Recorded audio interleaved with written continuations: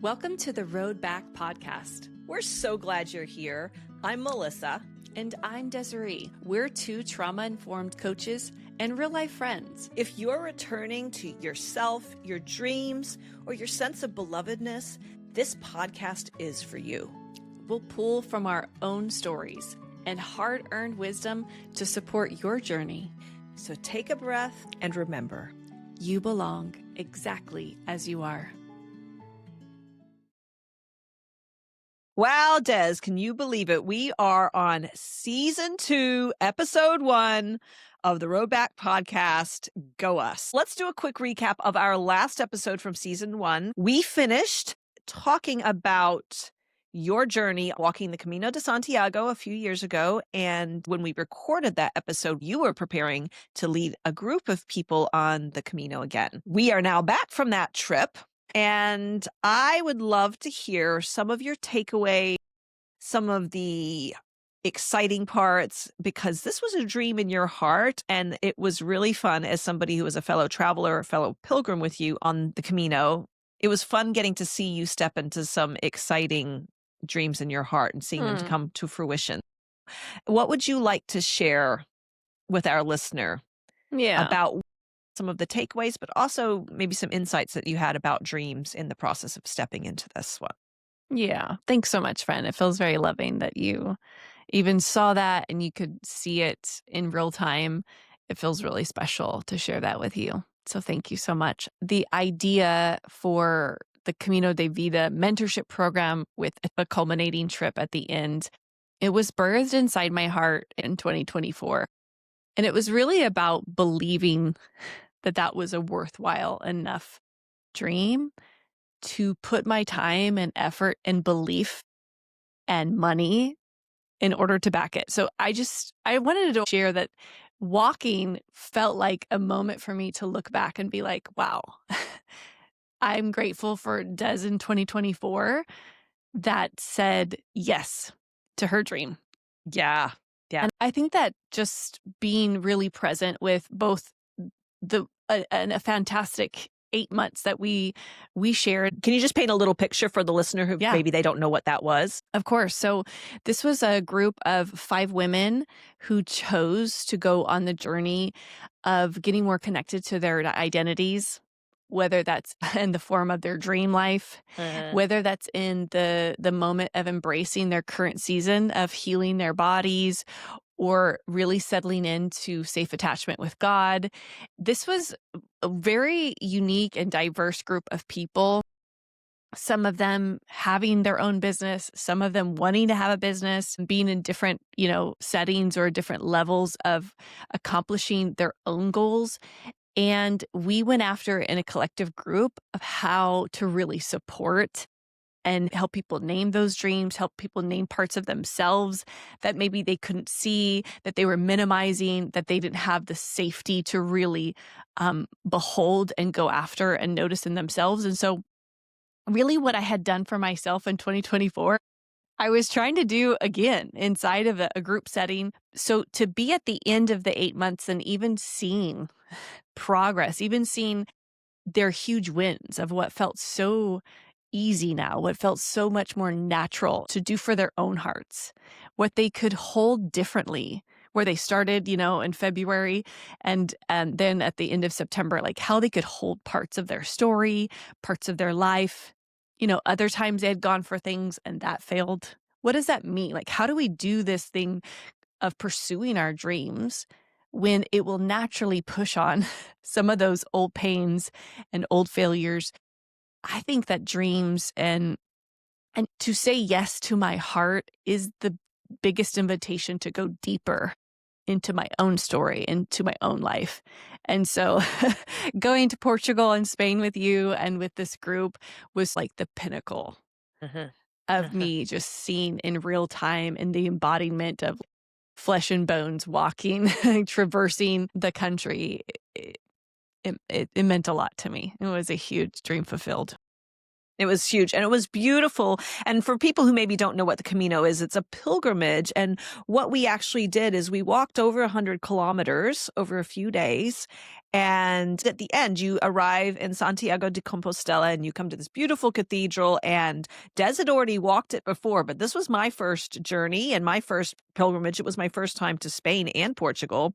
So it was a very special experience to share with you as the leader, per se. And you were the one who had really birthed this dream in your heart. But something I love about when we give a yes to the dreams in our heart, it extends an invitation to those around us to engage in not only their own dreams, but also often by them saying yes to an invitation that's extended, it leads them and draws them into their own journey. And I think that was the case for all of us. You might have been the catalyst or the original idea generator.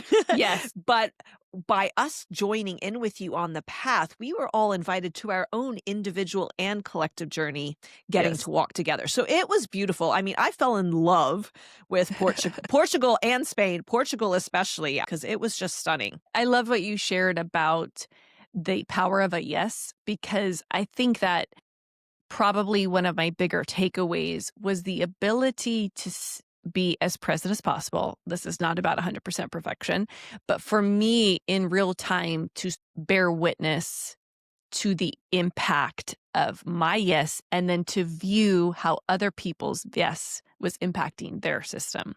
So I think that the idea of there is a longing in your heart, when you can be with that longing and you can say yes and say, I don't know where this is going to lead me. I don't have all the outcomes. I cannot guarantee this won't be messy. I cannot guarantee we won't get hurt. I cannot guarantee we won't be tired. I cannot guarantee we won't get blisters, but I am willing to pay the price. I'm willing to believe and to put in the effort that it takes. I think personally, to see people do that, it's probably one of the most invigorating experiences for me. It's one of the most fulfilling things for my system. When I see them engaging in their hearts, engaging in what a true pilgrimage of life is for the whole year, and then literally on this beautiful experience that's deeply unique on Earth that for thousands of years people have been traversing this path, experiencing deep connection to themselves and to deeper spiritual truths and cultivating things inside them, finding safety that they didn't realize they had, realizing that the way is for them. It's a part of them. You can't miss it. That's probably one of the bigger things, right? Like I can't actually miss it. I won't miss the path that is for me. Mhm. What were you going to say about that? Well, I was going to say for people who don't know a lot about the Camino, that there is no, it's not like you follow a roadmap. What you do is there are little symbols of shells along the path, and you could walk a significant distance and actually not see a shell. There's shells and then yellow arrows that point you in the direction that you're supposed to go. So you just start walking and you walk until you find the shell. And then when you find the shell will point the arrow which direction you need to go. And then you just keep walking and you trust that the next shell is going to show up. And here's something really funny because you're saying you can't miss it. Well, one day I was walking by myself and I was in my own little world. And I literally walked past the turning point. And the funny thing was there were some people on bikes, and I think they were Americans like me, and I'm walking along and they just followed me. And so we're going up this hill, and then all of a sudden they go, oh, wait a minute. No, actually the turnoff's back there. So they actually said to me, hey, excuse me, the turnoff's actually back there. And I was probably only about 100 yards past it. So I hadn't missed it by much. And so I was like, oh, great. And so I turned around and it was funny. I had this thought to myself like, oh, I could have missed it. But actually, I was still guided. Even when I stepped out of the path a little ways, I was still guided back to the path. I remember the first time I started walking by myself, because we went as a group of 8, but there were times that we would walk individually and there were times we'd walk together. But a significant part of the journey felt like those moments where I got to walk by myself. That actually felt really important to me. And I remember thinking, what happens if I get lost? I had this little niggly thought in the back of my mind, like it's one thing when I'm with a group of people, but what if I get lost? And so the fact that then I overshot the turnoff and then was still guided back, I just felt like that invitation to just relax a little bit and go, Yes. okay, you're going to be guided. You're going to be guided. And there's a saying for the Camino, which is the way will provide. I think this is so relatable to all of us. maybe sometimes we do get a little off, but the truth is maybe that's the way we needed to journey, to come back, like you said, and turn around, be guided, to see that you had support, to see that you weren't completely alone. There's so many lessons that we can take from walking the actual pilgrimage that really transcends and is applicable to our lives, which is why I wanted to do this with my group, and why it was so impactful in my life the first time I walked in 2022. And I think in new ways, I was invited on this current Camino to see and to trust myself a little bit more, to trust so many things, to trust the way, to trust that even though I had invited 7 other humans on my word saying, it's going to be great, you're going to love it. That's a lot of trust, in the sense that I could have felt really responsible for everybody's special Camino. Yeah, and Yes. there's oftentimes we could put a lot of pressure on, like, oh my goodness, I'm traveling, spending all this money, taking this time off of work, and I'm going over. This is the culmination, Des, of the program. Like, this needs to Yes. be My life needs to be transformed on the other side of this experience. yes, I need God to write something in the stars. I need some people to find their person. We could do these high stakes things. I'm laughing about it, but it's totally valid and real. I've done those things too. Oh, But yeah, same. yeah, I would just say trusting both myself in terms of my dream life and the things that my heart is inviting me in was a huge takeaway. And also trusting the way, trusting that God will do what's needed for everybody that I deeply loved and deeply cared about. I mean, I love you guys so much, but it was also not about me. Everybody's pilgrimage is not really about me. It's really about them and God and their own hearts. And so stepping back and just being able to trust more and more that that's safe for me was just a huge takeaway for me and this Camino experience. That's beautiful. And maybe not something you would have felt safe to do in other seasons of life, to actually let go that much. So I could imagine it would feel amazing to look back and see your own growth, even as a leader, Yes. as a woman, like something to be really proud of. Thank you. Yeah. 19-year-old Des really thought it was her job to save everyone, whether they were in emotional distress or things were coming up in their body or in their past or in their present. Oh, that would really activate me. My 18-year-old self didn't feel safe to let people be in their moment, to be in their process. Emotional distress would register as a threat to my safety. But the truth is, my safety is not at threat when a person is hungry, thirsty, tired, wrestling with their past, wrestling with their trauma, wrestling with failures, whatever it is, sorting out, I want to walk alone. I don't want to walk alone. Is this the right thing to do? Just being on their own journey, really. And it sounds like what you were able to do. For context, 19-year-old you was the missionary you, right? I mean, you went overseas at 19. You were Yes. a missionary full time. And so now you Yeah. fast forward a couple of decades and it's like, wow, look at the growth of Des now being able to create space for people, create invitation for people, but actually allow them to have their own journey and their own process without you feeling like if you don't fix it, it might not get fixed. Does that feel fair? That feels absolutely fair. I mean, 18-year-old Des turned down college scholarships. I just went 100% in. I needed to know that I was okay in my hard parts of my life, but I didn't understand that I could do that for myself. I believed if I could go and do that for another, and then I could prohibit or rescue them from feeling that way, then it would somehow equivalate in my own system as like, I'm good and I'm okay and I'm loved. I never really got that, but I tried really hard, Mel. I did that for a couple decades, real intensely. I feel you, sister. I feel you. I felt like if I could have figured it out, if it was possible, I would have figured it out because I tried real hard Yeah. to If you rescue could a have lot of really people. thrived in codependency, you would have been like, here is the roadmap. Well, I literally tell my clients that I'm like, honey, if this is a thing, we would have already figured this out. This is not a Yes. thing. This is actually not how we support ourselves by going to rescue another. Like we can actually work on bringing safety to our own system. So Mm-hmm. this was a really huge, impactful thing. Like I remember getting into Santiago and having some time alone, and there was a Spanish poet in the piazza in the big square. And he's like, what does the Camino mean to you? What's coming up? And this was probably one of my bigger takeaways of Wow. that I can actually trust that God is as good and as big as he is to be whatever he needs to be in everybody's story at any given moment. And that everything doesn't have to be resolved. Everything doesn't have to be pretty. Everything doesn't have to be wrapped up with a bow for there to be enough good and enough God and enough safety for them and for me.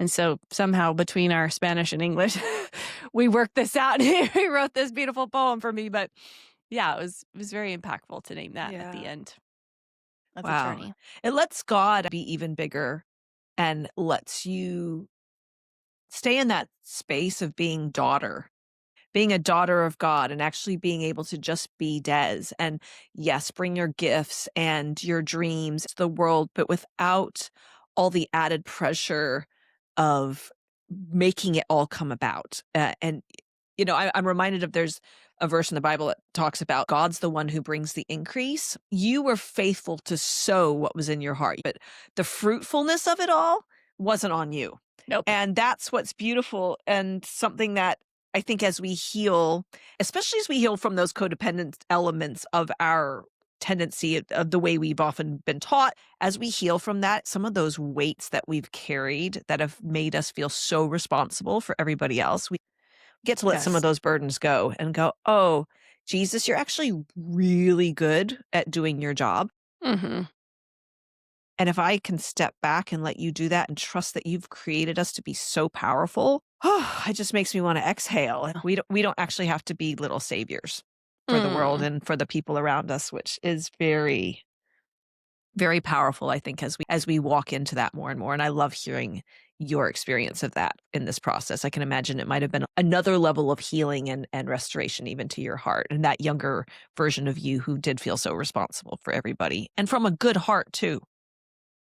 A pure heart too, just carrying more than she needed to carry. Yeah, and I think what you're talking about really does impact a person when they go to dream. If I think that it's all up to me, the amount of burden and pressure, I've carried it in such a way that I've put so much pressure that I fizzled out. Like with that amount of pressure to be both God and Des at the same time, I couldn't handle it. And then I ended up quitting. Then I had shame about that, or it didn't turn out the way I thought, and I had shame about that. Des had a lot of shame. To not have the correct sense of agency of myself and then the right agency of God, that brings a balance that is really, like you said, for one, heals the parts of me that didn't know that God was that good and that big and that he was more than willing and capable of providing inside my dream space. I just wanted to name that too. Has been a part of my past dreaming seasons. For sure. Tell me this, what did the Camino teach you about yourself that perhaps you didn't fully know or even trust before this last journey? Yeah, so everything I've shared has felt really vulnerable, but I think especially on this trip, I had written a journal as a companion guide, as a gift to all of you ladies, a little bit of my experiences, the richness that I had gleaned from my first Camino in 2022, to be a day-by-day companion guide to what might be coming up and to sort of help you reflect with a lot of polyvagal just activations and reflections to be part of. And what you mean by polyvagal is it's kind of like helping your body and your nervous system. Yes. Would you say that for maybe somebody who doesn't know what that word means? Great question, Mel. Mm. Yeah, polyvagal is the science of the nervous system and your brain and your body and how to really heal and how to be safe within yourself. And so it really transformed my life, and it's a huge part of how I work with my clients now. And so it's really helping bring concepts to different parts of your system to sort of help it process along, if that makes sense as well. Yeah, that's So great. I wrote, And it was a great element to throw that in to kind of be like, oh, don't just answer some journal questions. How are you feeling? How's this showing up in your body? It's making us aware of the whole person, not just an intellectual understanding or even sometimes a spiritual understanding. It was a beautiful way to integrate multiple facets of our being, I think. I'm glad you took the moment to identify what you were meaning by that. But yes, please go on with what you were saying thank you about so much. creating the journal.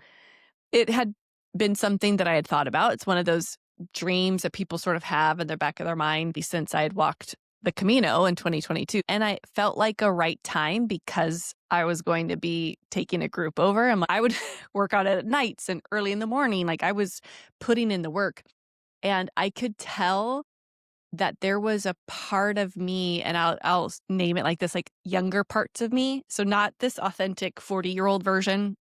And you think about inner child work, there are younger parts of me that she wasn't sure that it was okay that she did this. She didn't know it was okay that she dreamed so big as to have a journal on Amazon, that someone could buy. I was like, oh.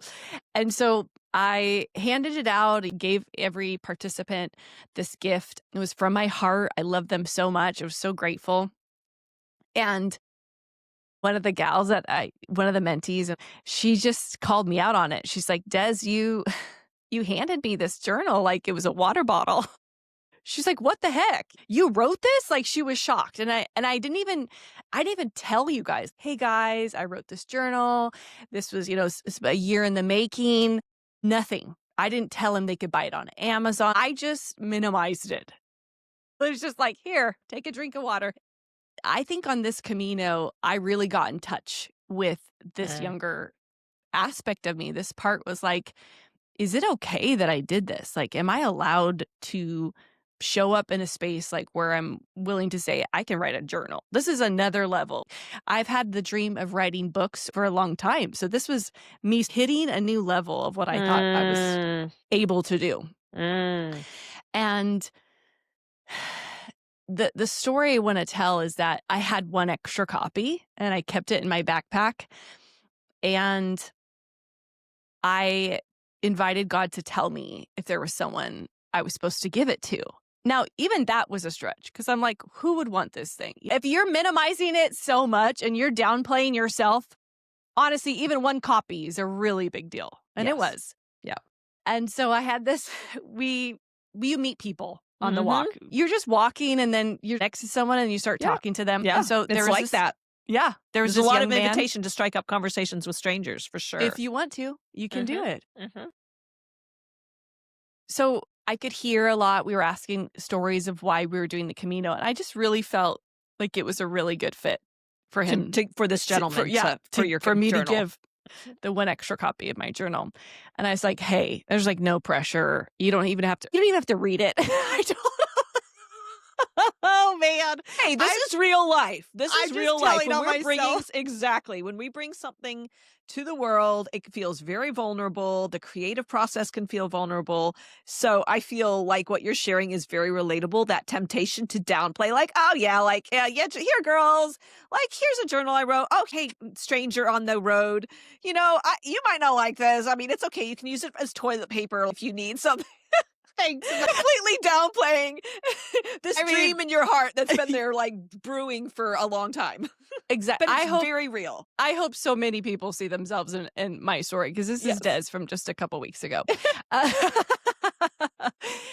And I could tell from his story that it was fertile soil, if that makes sense. Like I could tell like his heart, he was processing a lot. And I think it was maybe halfway through our walk and maybe day 3 or something. So we had 3 more days. I would see him at like a coffee shop. We would sit down and eat. We'd take our shoes off and put it in the water. Like just randomly, he would be there. And every day he would tell me, I started reading your book. And I was like, oh my God. I was like, thank you so much. But I was like, oh, okay. And he was like, this is just what I need. And I was like, oh, wow, this is amazing feedback. Wow, good, great, wonderful.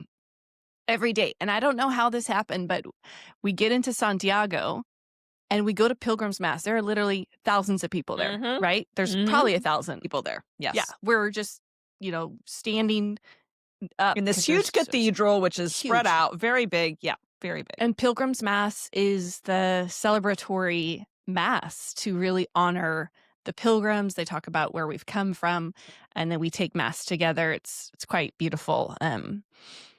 Even though it's in Spanish and maybe my Spanish is limited, it was still quite a beautiful experience. And there he is. He's waiting for me to tell me something.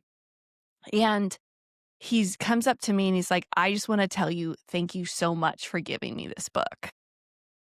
Thank you so much. The leader for his Camino group asked everybody in the group, what are you guys leaving behind on this Camino? And he's telling me the story. And he says, because of working through your journal, I'm going to leave behind shame. Wow. And I just grabbed this young man and gave him a great big hug. He just started crying, thinking, wow, like if you could leave shame behind, I'm still working on leaving shame behind in my life. And it was so impactful for me, Mel, to share this story, obviously, because it's one of those things that I'm still in process of. The younger parts of me that really needed somebody to like see her and celebrate her. And oftentimes that part is looking for outside validation to tell her, it's okay, you did good, that was enough.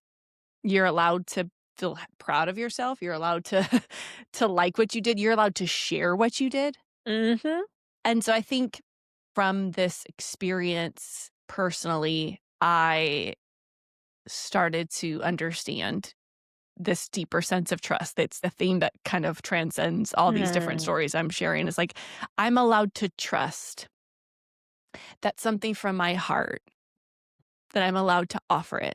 And I don't really have to care about what comes next, like what harvest will come. That's really not up to me. It's really going to be between that person and God. And that's something I felt a lot of safety in thinking about and doing and realizing like, oh, I can do that all day. That feels great. I can offer this thing from my heart. And that will be my part. That's my invitation. Yeah. It reminds me of the story of the loaves and fishes, where actually the little boy brought what he had and gave it as a gift to Jesus. And again, back to what we were just saying a few minutes ago, the increase in the multiplication wasn't actually on him. He simply brought what was in his hands. And it was like, once you gave that, it was an offering to us. It was an offering to this young man. And the impact, once you release it, it's like the impact isn't on you anymore. You don't have to conjure up anything. Such a it's good going, word. oh, look at the impact from a simple, again, you saying yes. I think that theme there's a theme in that too of, for sure. It's so easy to downplay the things where we go, it's not fully formed or it's not perfect or too much pressure. But there's so much life on saying yes to those little nudges, those longings in our hearts. We don't know where it's going to land. We don't know how it's going to impact other people. I know I mentioned this, I think, at one of our last nights. Yeah. We were going around the table and we were taking turns celebrating one another, which was really special. But I remember thinking, because we were talking about you that particular night, if you hadn't said yes to this, we wouldn't be here in this capacity. Doesn't mean we couldn't have walked the Camino at another time. But that specific group of people at this specific time in our lives with this specific impact wouldn't have happened had you not said yes. Wow. And who knows if that young gentleman would have had the same experience with leaving shame behind had it not been that you had said yes. And I say that as a thank you to you. Yeah. And as an exhortation to our listeners of don't downplay the little desires and the things in your heart that might feel like, oh, I don't know, what good would this do? You don't know. You don't know. Right. It's actually not for you to decide. It's simply for you to give what you have in your Mm, hand. And I so hope that good. encourages somebody who's listening, because I Yes. feel like there's listeners out there who are sitting on dreams and they are letting that inner critic, that Yep. inner voice of, "Oh, no, no, no, no, who do you think you are?" And maybe it's coming from past experiences in childhood and growing up, and maybe you grew up in critical environments or people who Totally. poo-pooed your dreams or shot them down. And I think I can speak for both of us today. Des and I, if anything, we want to stir in your heart the belief that what you have is valuable Yes. and that there are people, it might be one person on a walk, but if what you brought to the table changed one person's life, tell me, wouldn't that be worth it? Absolutely. I mean, that young man's life, the trajectory of his life might never be the same again simply because you took the risk, essentially, Mm, wasn't it? It's taking yeah. the risk. Dreams are risky. Yeah. It's risky to say yes to things that are in our heart that feel vulnerable. But I have this little quote next to my desk, and it says, "Better an oops than a what if." Ooh, yeah. And that's what I want to say to the listeners right now is better an oops than a what if, because I'd rather you Mhm. stumble and trip and have to get up a few times than get to the end of your life or miss the opportunities and let some of those things that are inside of you that are so needed. Mm, Don't downplay those little nudges. Don't downplay those desires because you so actually good. don't know who it's going to touch and whose life it's going to impact. Mm. So true. I love that. I love that exhortation. And I also believe, and I think you believe this too, that when we say yes to a dream in our heart, we are honoring and impacting our own systems so much. So the little girl that wants to write a book, I'm honoring her when I do Mhm. that thing. That younger version of The you. younger version Yes. of me. Mhm. And the same's for you, the dreams that you have in your heart, Mhm. the big, scary, risky dreams. Yes, I love this to think like, is it worth the one person? Mhm. 100%. But Yeah. first and foremost, it's also worth Mhm. your heart, Yes. your own personal experience that's dreaming that dream, that wants that desire. It's this unique connection of God inside of you that Mhm. births this longing. That is very valid reason for you to Mhm. do your dreams too. Yes. Absolutely. So I just really wanted to add that. I'm like, that is such a valid thing. Mhm. It's still worth me doing it for me because I I agree. wanted to do it. Yeah. 100%. I'm so glad you said that because I see it as two sides of the same coin. There is an element of us creating things because we know it's in our heart and our desires that it would bless others. And equally important is even if not another person saw this, the Yes. creative process and me giving this gift to myself is absolutely equally Yeah. important. It's just as much for me as it is for the people that I'm going to potentially touch, bless, impact by doing it. Mel, would you share with the listeners a time on the Camino for you that sort of stands out that maybe you didn't anticipate or expect? Mm. I know I went into the Camino with certain, I hesitant to say expectations, but there were certain things I thought this is going to happen. I knew I was with a group of women who valued connection, who valued meaningful conversation.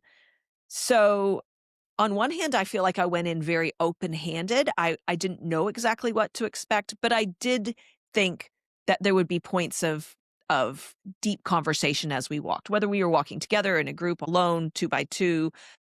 I knew that that would probably happen, and so that wasn't surprising to me when it did, and that felt very enriching. I also didn't know what to expect on some other fronts, and there were some things that took me by surprise, Yeah. and anyone who knows me well knows that I absolutely love animals. When I was a little girl, I used to dream of having my own animal rescues and things like that. And in particular, I really love horses.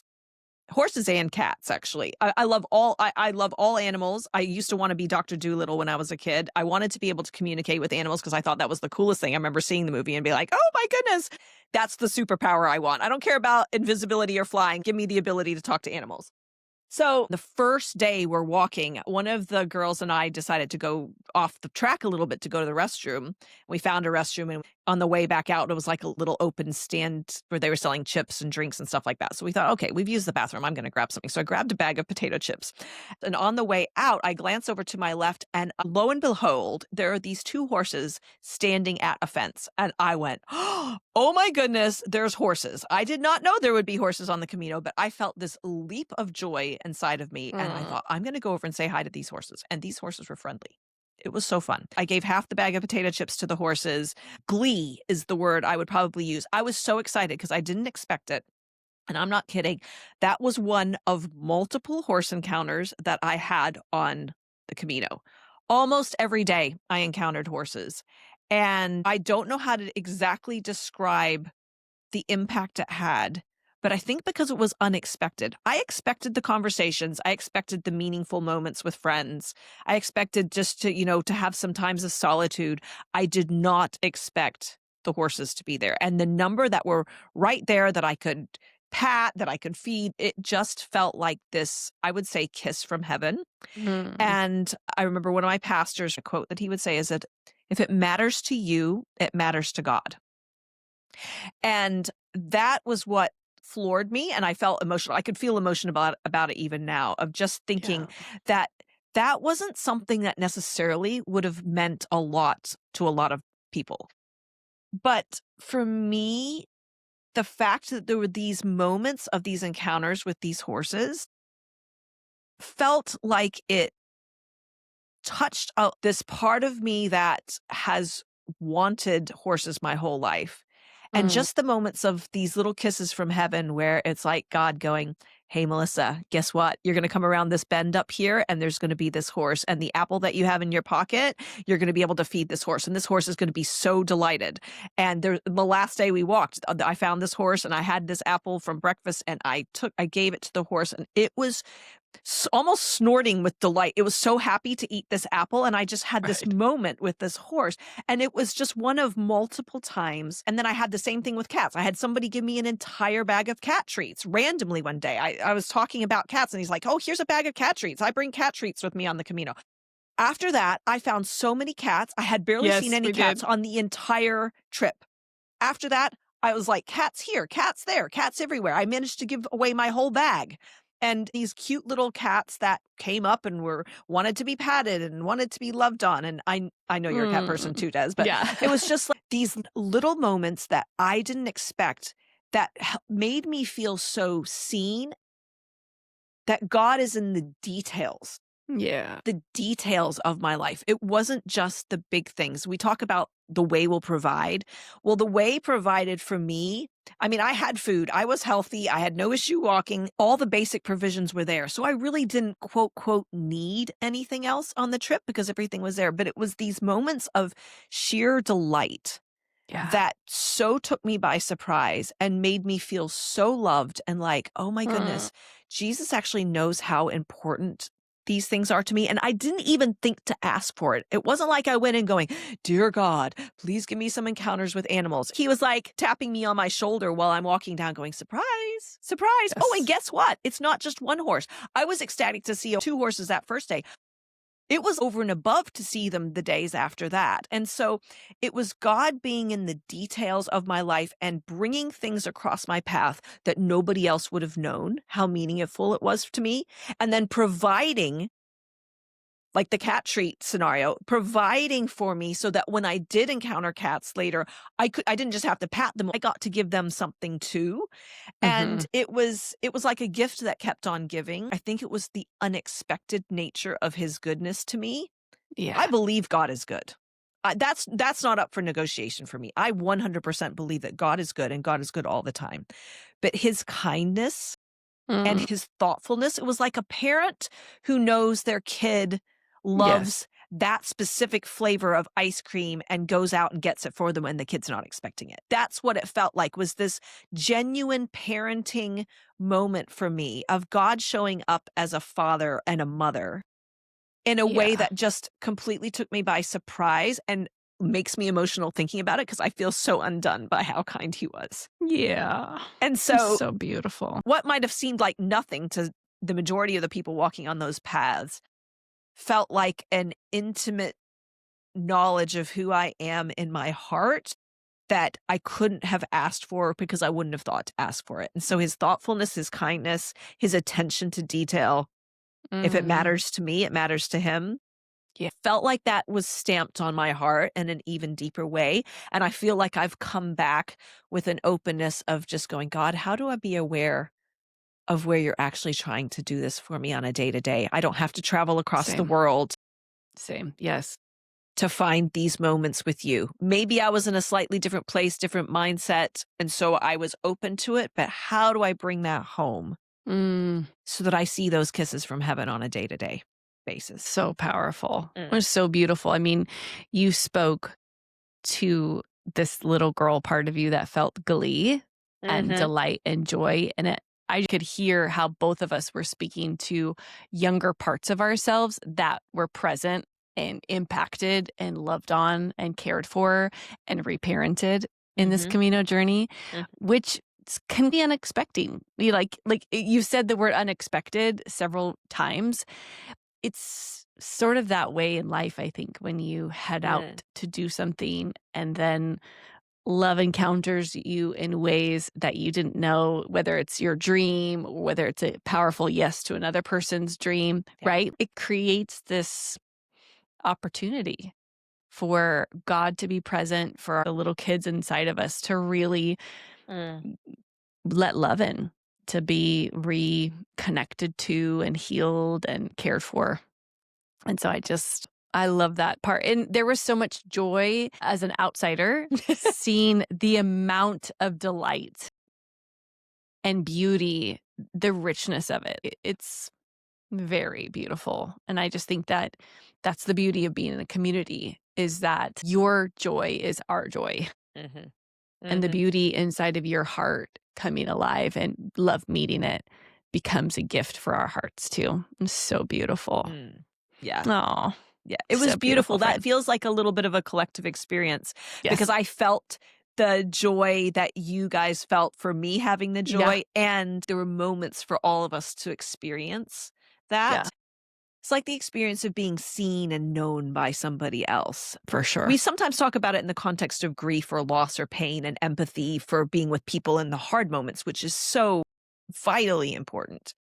But equally important are those moments of joy and celebration and look what I did. Like for you, bringing the journal to the table, and I created this, and then Yeah. moments for me to be met and these Mm, desires and things yes. of my heart. That one of the things I came back and I thought, oh, I'm so clear, and this is very unique for me, but something that feels so clear to me is at some point I need to be surrounded by horses every day.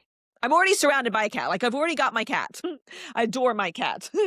But I came back and I was like, I am so certain of this. I need to Mhm. be surrounded by horses every day because it Whoa. does something in my soul. And I think there's those moments where we have to pay attention to what lights us up.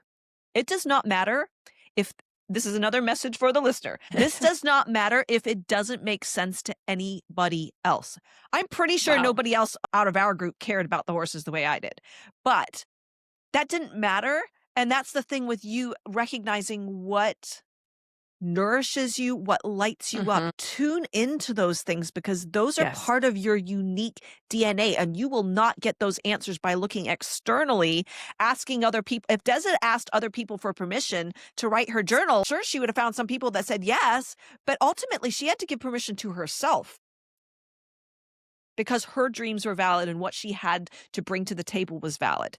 Circling back, it's actually about us and recognizing and owning this lights me up.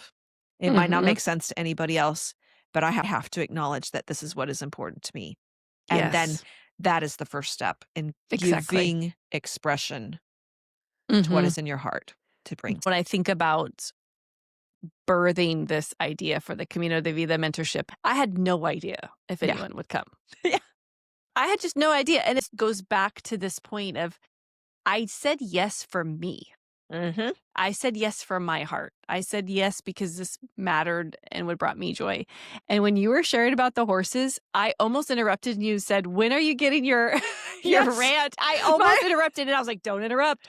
I would just tell you, like, Mel, you're worth it. It's Mhm. so worth it and it's Mhm. important. And when you go after the things that make your heart come alive, it makes me really happy and really fulfilled.